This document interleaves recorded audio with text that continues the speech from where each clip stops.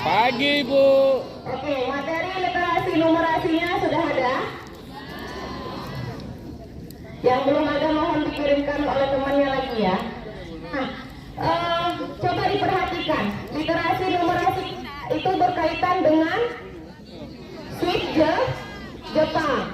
Ada berapa jenis suitnya? 3. Yang pertama, yang kedua, yang ketiga. Oke, sebelum memahami materi, saya kasih penghantarnya dulu, ya kan? Yang harus kalian pahami. Materi mengenai numerasi itu berkaitan dengan materi peluang. Pernah dengar? Pernah lah ya, peluang. Apa yang harus kita ketahui dulu dengan materi peluang ini? Yang pertama itu titik sampel. Titik sampel itu apa, Bu? Titik sampel itu adalah hasil dari percobaan. Hasil dari apa? Percobaan. Yang kedua, ada namanya ruang sampel. Ruang sampel itu apa, Bu? Ruang sampel itu adalah yang kumpulan titik sampel atau segala kemungkinan yang terjadi dari suatu hasil percobaan. Bu, contohnya apa, Bu? Contoh, tahu uang logam? Ada? Ada uang logamnya? Ada uang logamnya? Sini. Lari cepet. Oke, kalau saya punya uang logam 1 buah, kita mau tahu nih, ruang sampelnya siapa-siapa aja kan? Kalau saya punya, nanti saya balikan nggak untuk saya ini kan? Kalau saya punya uang logam 1 buah, oke? Oh ya. Jadi percobaannya apa? Percobaannya saya lempar nih. Oke, 1 kali aja saya lempar. Jadi kemungkinan yang muncul siapa? Pertama dulu yang muncul siapa? Angka. Saya lempar lagi. Kemungkinan yang muncul siapa lagi? Di 1 kali pelemparan ada berapa kemungkinan yang terjadi? Yang pertama muncul siapa? Boleh angka dulu. Yang kedua muncul siapa? 2 kemungkinan itulah yang dikatakan siapa? Ruang sampel. Ada angka, ada gambar. Paham? Itulah kemungkinan siapa? Hasil percobaan. Karena dia ada 2 sisi, ada si angka, ada si gambar. Ketika kau lempar, kau tidak bisa memastikan siapa yang muncul. Tapi ada 2 kemungkinan. Siapa itu?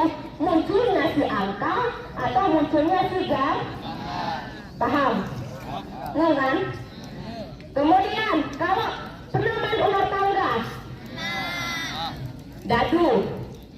Cocok? Tahu kan dadu kan? Berapa ruang sampel dadu? Iya. Kemungkinan apa saja? Kemungkinannya kalau enggak angka 1 yang muncul, angka 2. Kalau enggak angka 3. Kalau enggak bisa angka bisa ya? Berarti di ruang sampelnya ada berapa? Ada 6. Bisa? Kalau ini 1 uang logam, bagaimana dengan ruang sampel 2 uang logam? Apakah dia sama juga 2? Enggak. Berapa yang tahu siapa? Berapa? Yuk Tuan minta berapa ruang sampelnya? Apa saja itu? Angka-angka, gambar-gambar, angka-gambar, gambar, angka. Bu, dari mana dapatnya? Bu, kan bisa keselip kita menentukannya. Bisa lupa 1 kita nggak muncul dia. Jadi ada aturannya nak, bukan pintar. Ya kan? Ada caranya. Jadi menentukan ruang sampel itu ada 2 caranya. Yang pertama dengan tabel, yang kedua dengan diagram pohon. Bagaimana kalau dengan tabel, Bu? Kan ada 2 sisi, angka sama gambar. Kalau buatlah tabelnya ke samping. Angka untuk A, gambar untuk G. Itu untuk uang logam yang pertama. Kalau ke bawahnya untuk uang logam siapa dia? Yang kedua, angka sama gambar juga. Baru kau temukanlah dia di setiap tabel. baris pertama sama kolom pertama, baris kedua sama kolom pertama, seperti itu selanjutnya menggunakan tabel. Paham ya? Paham ya? Jadi tabelnya itu dibentuk gini nak. Logam pertama angka sama gambar ke samping kan? Ke samping kan? Berarti ada angka, ada gambar. Logam kedua kalau tak ke bawah, angka sama gambar. Ada ketemu itu pasangannya kan? Dapatlah 4 ruang sampelnya. Paham sampai sini? Oke. Kemudian balik ke yang satu ulang logam. Udah tahu ruang sampel, sekarang ngapain? Menentukan nilai peluang. Bagaimana menentukan nilai peluang? Rumusnya adalah NA per NE. Siapa NA-nya? NA-nya itu adalah biasanya banyak kejadian yang ditanya, dibagi dengan banyak ruang sampel. Yang satu ulang logam tadi, ruang sampelnya ada berapa? Ada 2. Ada si gambar, ada si angka. Berarti saya tanya, gambar sama angka, muncul gambar ada berapa? 1. Ruang sampelnya berapa? 2. Berarti nilai peluangnya 1 per. Gitu juga peluang nilai angka. Angkanya ada berapa? 1. Muncul angka 1 kan? Peluang sampelnya ada berapa? Berarti peluangnya berapa? 1 per 2. Oke, sekarang lihat soalnya. Udah dibuka soalnya? Identifikasilah dulu. Identifikasi, dia ada permainan.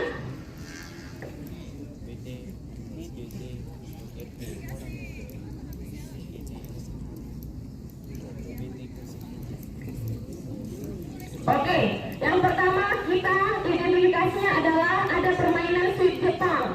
Jenisnya adalah 3. Batu, gunting, kertas. Identifikasi yang kedua itu adalah berapa orang pemainnya. Kalau sweep pasti 2, ya kan? 2 orang. Berarti orang pertama 3 kemungkinan yang muncul, ya kan? Bisa dia batu dikasihnya, bisa dia gunting dikasihnya, bisa dia kertas dikasihnya. Oke? Pemain kedua sama kan kemungkinannya? Apa beda kemungkinannya? Enggak, sama. Pemain kedua bisa batu dikasihnya, bisa gunting dikasihnya, bisa kertas yang dikasihnya. Kemudian aturan yang ketiga, kalau dia gunting bertemu gunting biasanya apa? Seri. Batu bertemu batu artinya seri, artinya tidak ada pemenang ya. Kemudian kertas bertemu kertas artinya seri. Kemudian identifikasi yang ketiga, apa yang keempat ya? Ada syaratnya. Syarat yang pertama adalah ditulis ya nak. Kalau seandainya dikatakan batu mengalahkan gunting, kayak mana lambang matematikanya biasa? Batu mengalahkan gunting. Bisa kita tulis dengan batu lebih besar dari gunting. Oke. Jadi buat inisialnya batu B, gunting B, kertasnya K.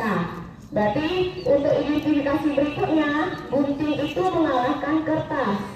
Berarti gunting lebih besar dari si kertas. Kemudian kertas mengalahkan batu.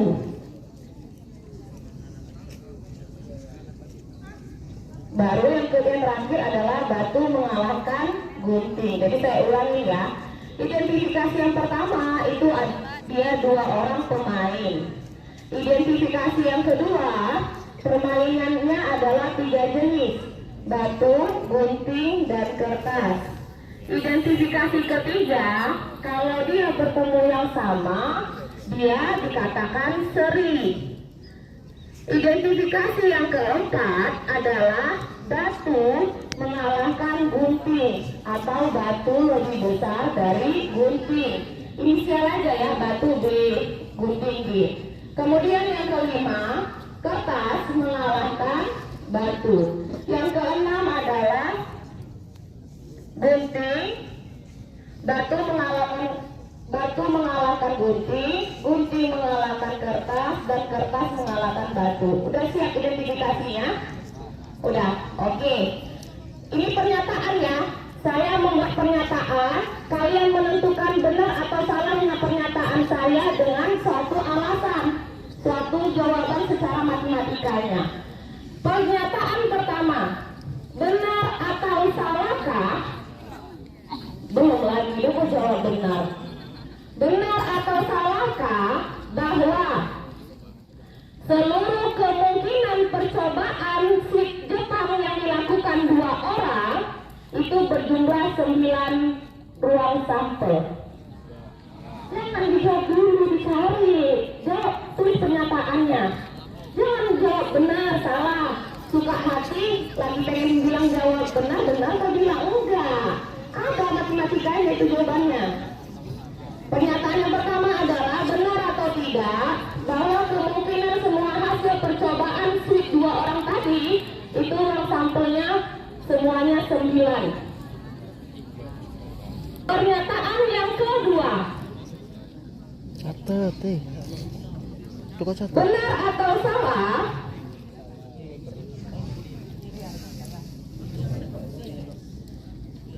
banyaknya kejadian permainan yang berakhir seri. Seri itu yang kayak mana tadi? Batu jumpa batu. Banyaknya kejadian permainan yang berakhir seri itu sebanyak 5 kali. Benar atau salah bahwa banyaknya kejadian permainan yang berakhir seri yaitu 5 kali. Yang ketiga, yang terakhir, benar atau salah bahwasanya peluang pemain pertama atau pemain A juga boleh, kan ada 2 orang kan, untuk menginisialkan 2 orang itu bisa pemain 1, pemain 2, pemain A atau pemain B. Benar atau salah bahwa peluang pemain A atau pemain yang pertama itu peluang menangnya adalah 2/3. Benar atau salah bahwa peluang pemain A menang adalah 2/3. Oke. B, batu, gunting, sama kertas. Yang ke bawah siapa? Pemain kedua. Daftarkan dia. Batu, gunting, kertas. Pertemukan setiap kolomnya. Batu sama batu. Yang kedua sama siapa tadi? Kolom kedua sama baris pertama. Kolom ketiga sama baris pertama. Pertemukan dia. Kalau kalian udah susun ke samping sama ke bawah, pasti ketemu itu siapa ruang sampelnya.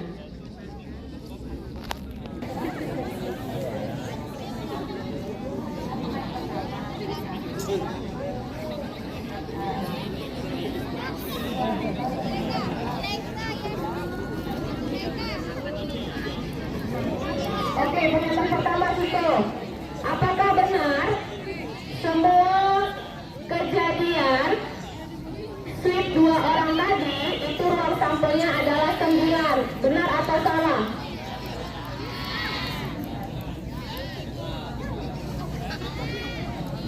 Kata Bang Cikgu salah. Jawabannya yang benar apa? Benar. Berarti pernyataan yang pertama itu bernilai benar. Contoh. Jadi berapa ruang sampelnya? Oke, 9. Siapa aja tuan pertama? Iya, dibuatlah tabelnya. Nah, yang pertama batu sama yang kedua, iya, gunting sama yang ketiga, iya. Jadi ruang sampelnya benar, dia ada 9. Oke, pernyataan yang kedua, apakah benar atau salah kejadian serinya 5 kali? Salah. Yang benar berapa kali?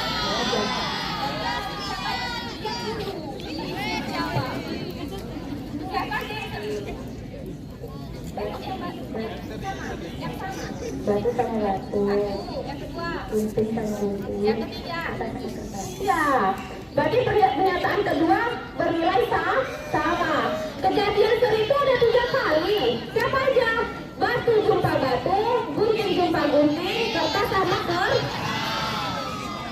terakhir, Jacques. Berapakah tadi pernyataannya? Benar atau salah? Yang ketiga. Salah.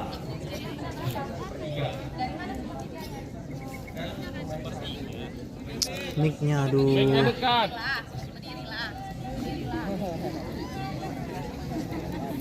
Jacques. Ayo Jack.